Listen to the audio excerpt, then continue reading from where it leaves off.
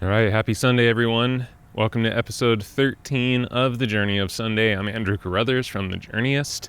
If you've been along with us for the last few weeks, you'll know that we've been exploring the topic of reincarnation, or do we just get one chance here on Earth? Last week we dug much deeper into reincarnation. This week we're going to dig much deeper into the one-shot theory. One thing that we haven't really talked about in the past is about those that don't necessarily have a spiritual belief system. In fact, they have kind of the opposite, which is not believing in spirit. So we're talking about naturalists, atheists, and I think we do have to mention that, especially in this conversation, because it's not even just one spiritual life here on Earth. It's just one experience, and that's really just based in the function of the brain. Once the brain stops functioning, that's it. There's no more person. As we enter more into religious belief systems, there are actually religions that do subscribe to the idea that this time on Earth is really the main thing that we have, that there isn't this eternal soul that has always existed and always will exist. On the other side of the fence, you have religions like the Latter-day Saints that they definitely have a huge focus on the fact that there is an eternal spirit within us, an eternal spirit that always has existed and it always will exist. This is our only stop here on the planet, but before we were here, we did exist as a spirit.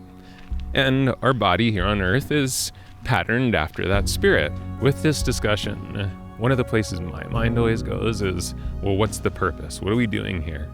Because especially if we only have one shot, I better get pretty clear on why my feet are on this earth. One place that most seem to agree, and this includes the Dharmic religions that are more karma-based, is that what we do and what our intentions are during our time here directly affect what happens next to us. Now, of course, with the Abrahamic religions, as you start to talk about purpose and why we are here, the Garden of Eden has to come up. And I geeked out big time on this because I used to kind of have a pretty clear picture of what I thought this whole story of the Garden of Eden was. And yes, most will agree that initially, the purpose of this earth was to be this beautiful paradise. And the first two humans that were placed here had the job of populating this paradise. But along comes Satan in his lying ways, in his trickery, and Adam and Eve kind of botched the whole paradise program. But here's where it got super interesting to me. Because as I continued to explore, okay, well, if things went wrong, why did we stay here? Why did this world continue to exist if paradise kind of got spoiled?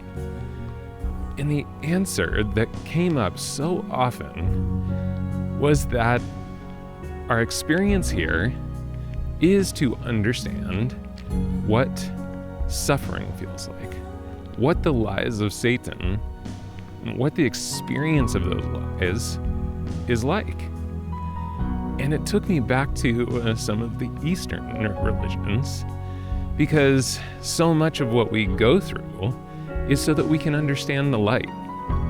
And so it connected that a lot of the purpose of us existing is to experience the dark so that we can know the light. We've lived out our life here on Earth, spent our time, we're growing into old age. Of course, the curiosity then goes to, what happens next?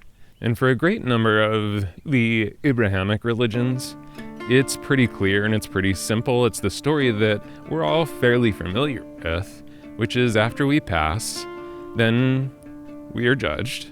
How did we do? And at that point, we go either to the pleasures of heaven or to the suffering of hell. But dig just a little bit further, and you find that even within the Abrahamic religions, there's some massive variance. Jehovah's Witnesses do not believe that we automatically go into this heaven or hell state. In fact, they believe that we all go to, quote, hell, because the consideration of hell is just death. That death is the punishment for sin. And since we are all sinners on some level, we all go to hell, which for them is not a fiery land of, suffering. It's just death. And at that point, we stay there. But it's not something evil or dark. It's almost just like an unconscious slumber. And all of this is just a piece of what really exists out there and how varied all of our different stories and our beliefs are. It's such a beautiful thing to explore. I'll tell you what's been most vital to me in this entire exploration, though. When we pull back the words that we use to describe what we believe in, we pull back the stories of how these things happen, the why is really consistent.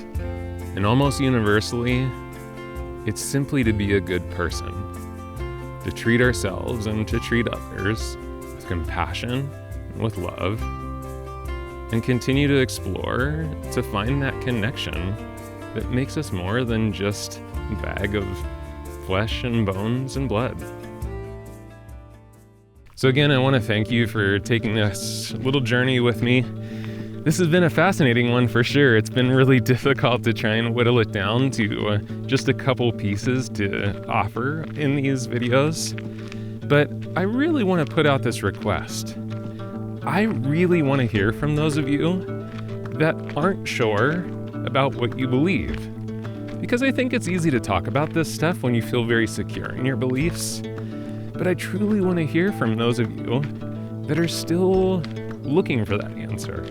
You're still looking for your sense of truth when it comes to these spiritual concepts. So where do we go next week? I don't even know at this point.